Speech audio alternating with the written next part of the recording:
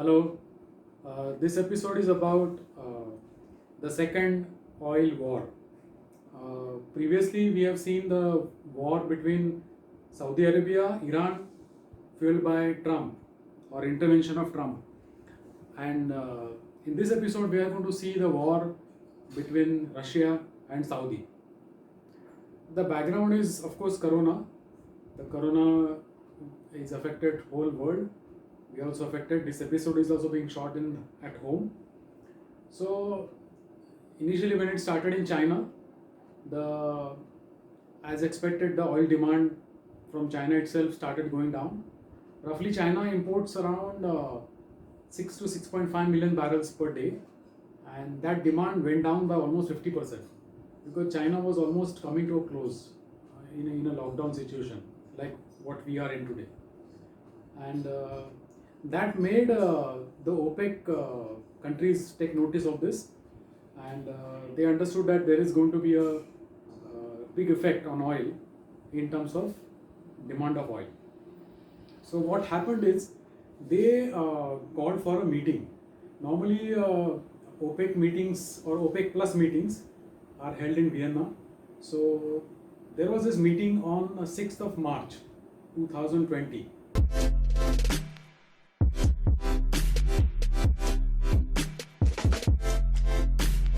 In Austria, Vienna, in which the OPEC plus member is Russia.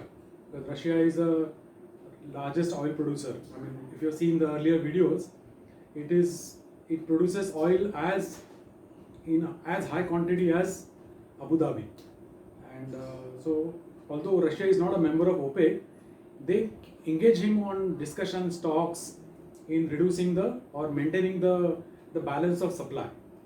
So basically, supply and demand should adjust the price, and that is how the oil mechanism works or OPEC mechanism works. But there is something extraordinary that happened after this meeting. Now you see a chart which is of 5th of March 2020, and you see the price of the oil, and then now you see the next chart which is after the meeting. Can you see the difference? Then you see another chart after 3 days. The price is going down. Can you see it? Yes. And then you see a chart on 31st. It has hit the bottom. It has hit the bottom that nobody could imagine. This was the result of something that happened in that meeting. What did happen? Now that is an interesting story, and that is where the war between Saudi and Russia sparked off. But Saudi and Russia were friends, and you see how close friends they were. They were constantly in touch with each other. They were friendly with each other. Mohammed bin Sultan and Putin got along very well.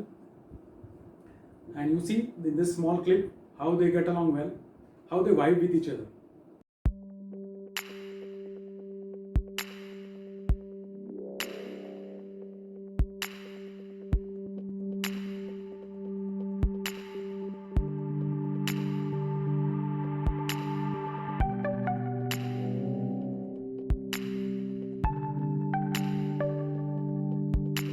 But in international politics, there are no permanent enemies and there are no permanent friends.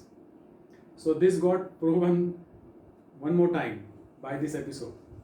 Now, in the meeting, what happened was that considering the reduction in demand globally because of the corona, the OPEC member, mainly Saudi, which is what you call the captain of OPEC, or he wants to call the shots.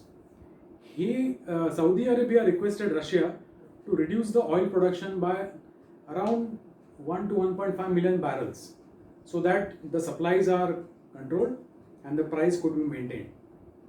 Now, what happened in that meeting was that in that meeting itself, their energy minister, Mr. Novak, he was present on behalf of Russia.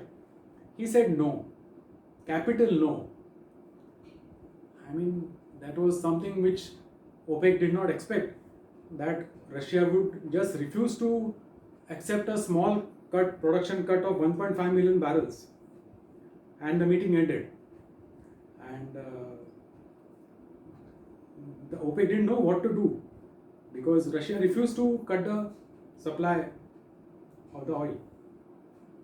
Now there is something extraordinary that was done by Saudi Arabia. This was a game of Russian roulette. Russian roulette is similar to what you have seen in many movies, that you put one bullet in a barrel or in a revolver, and both the parties start shooting, putting the gun on their head. The one who is unlucky, and if he shoots himself, he loses the game and the other party wins. So the Russian side started this game of Russian roulette. But Saudi Arabia did not hesitate to play the game in the same equal force. Saudi Arabia increased the production of their oil by 25%, which was phenomenally high. It was never, they reached up to 12 million barrels per day, which is never before in the history that they produce so much oil in a day. And as a result, what happened? They just flooded the market with super duper extra supply. And the result that you saw in the chart, you can see that chart one more time. The super duper extra supply by Saudi, followed by Abu Dhabi also. Abu Dhabi also went up to 4 million barrels per day supply, which is unheard of in Abu Dhabi's production levels. So Abu Dhabi combined with Saudi, they flooded the market with oil supplies. And the result was that oil prices crashed. If you see the chart again, the prices have dropped to a level which were of 2009. You see a chart which is showing 2009 price till 2020. So the oil prices went till 2009 lows. Now you would wonder what's the reason for playing this deadly game? I mean, that too by Saudi Arabia. To this again, see the arrogance of Russia.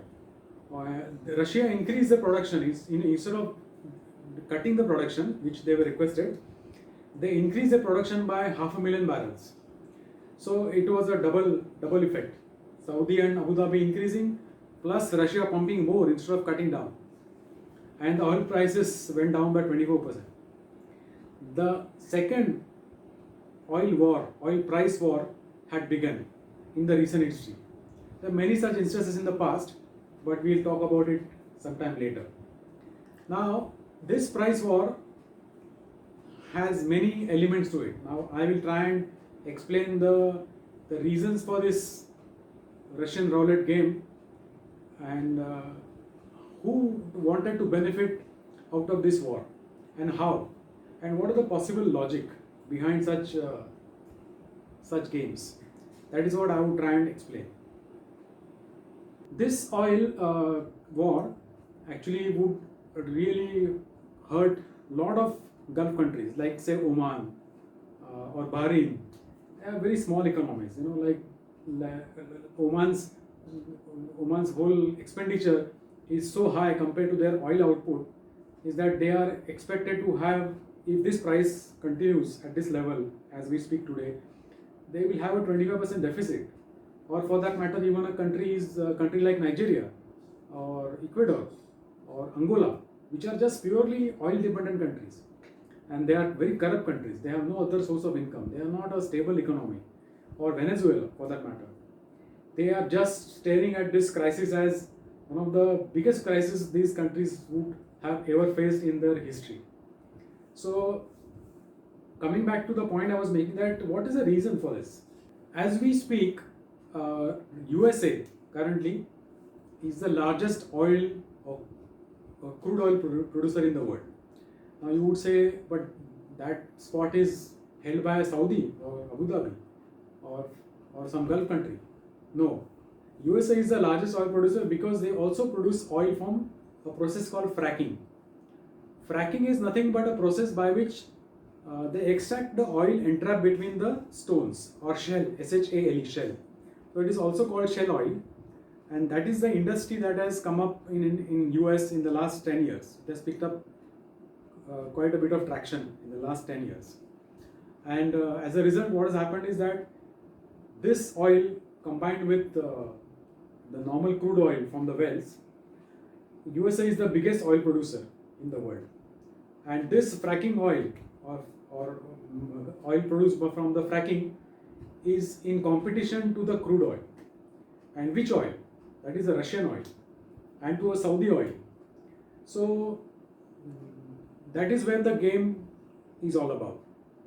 Now the issue is that the fracking process or extraction of oil by fracking is very costly. Roughly, fracking process per barrel cost for the oil is around $40 to $45 plus minus $5. Whereas for a country like Saudi, crude oil cost from the oil well is in the range of $10 to $15 per barrel. So the leverage that Saudi or even Russia also has in the similar range, about $15 to $20 per barrel. The leverage that these people have in terms of barrel cost of the oil is favorable. Now, when the oil prices go very high, the oil produced from fracking starts competing with Saudi oil as well as Russian oil, specifically Russian oil. So, in a way, Putin wanted to strike two birds in one stone, as they say. So, what he did was that he not only refused to go by the Saudi's pressure, he said, I'm not going to come under pressure, but also wanted to hit hard to the American companies who were coming in competition into European market selling the oil made from fracking. Now that is one aspect of the game. This game means simply to, in a very simplified manner, that if you increase the supply of crude oil, the supply will the price will fall and make oil made out of fracking uncompetitive. Now you would ask me, I mean, is it sustainable? Is it possible to sustain these prices for a country like Russia, whose GDP, almost is for 40 to 50% is dependent on, it's a commodity driven economy, mainly oil, gas. About 40 to 50% the GDP component comes from oil and gas. Now, looking at Russia as an economy, their budget balance happens at around $35 to $40 per barrel.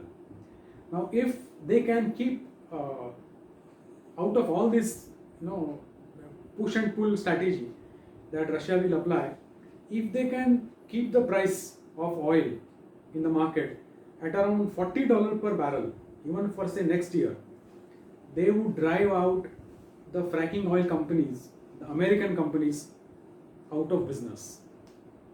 Now, this is one fundamental aspect of this whole game that is being played by Vladimir Putin.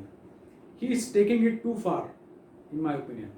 And knowing Putin and his hatred for America, I think he will go all out to push this further. As a side benefit to Saudi, you would ask me what is Saudi that he gains out of it? What has Saudi got to benefit out of this price for? And why would Saudi do this kind of stupid thing of increasing the production to a level by which the oil prices fall to such a level? Saudi also has one big competition, which is alternate energy, which is like electric vehicles or solar energy, by which the demand is going to go down if the world changes over to say electric vehicles. I mean, the oil demand will go down because nobody needs to buy petrol, and it will just make unviable for anybody to buy petrol, and because there will be no petrol cars. So Saudi also wants to ensure that the prices remain at such level by which the fracking oil companies come under pressure. And so this is a common goal for Saudi as well as Russia, which is a side benefit to this game of maintaining the price or maintaining a price at which they make big money. Now keep in mind again the figure that I mentioned, that Saudi extraction cost per barrel is around $12, $12 to $15. Their selling price today, even at the after the fall of 30-35%, the price is around $28 per barrel. So Saudi is still making around 100% profit in terms of their cost. So Saudi will sustain and they will push it as long as possible. In the same way, Putin also will push it further because Putin has a different agenda. Now, here comes Mr. Trump. Now you hear that the Trump's recent small clip I will play. Just listen to it, and then I will tell you the story behind it. Golden era of American energy is now underway. So Trump is pushing this agenda of fracking oil. You know, there are many companies that he's taking personal interest in who will invest in this technology, by which America will push this product into the market and compete with Russia or compete with Gulf or compete with other sources of oil from other countries. Now Trump is a businessman, as I told you, like he helped Saudi to counter Iran. He would not hesitate to do many other things that will hurt Saudi now. Now amongst the the close quarters in international politics, what is being talked about is that Trump will do two things in retaliation to this pressure tactics by Saudi combined with Russia, which are threat to fracking oil. Is that America will ask Saudi that they should accept import tax on Saudi oil that will get imported into America. What it simply means is that they will charge a tax, a heavy tax, by which a Saudi oil that gets sold in America will be roughly at par with the price of the fracking oil. That is one big possibility that Trump will do, because Trump has to get re-elected, and for him the oil companies, the oil and gas is a major support in terms of funding, in terms of electoral support. The whole people who vote for him, they are all connected, they're employed, dependent on this sector. So this is what Trump will do if this persists. The second thing that Trump might do is that he might put pressure on Saudi to just exit OPEC and do an alliance with America itself, by which both of them control the oil supply and hence control the price of the crude oil. But this is just a hypothesis, and this is not a foregone conclusion that this is what will happen. So we will have to see how long this game will be played by Vladimir Putin as well as Saudi, and what are the chances of Trump getting re-elected. That will also be dependent on the dynamics that will get will finally affect this final outcome, because the US elections are going to be there in October, November. So in my opinion, this will get stretched beyond September, October, and depending on the pre-election results or pre-election surveys, Putin as well as Saudi will take a call on how to go about it. So we'll have to wait and watch. Thank you.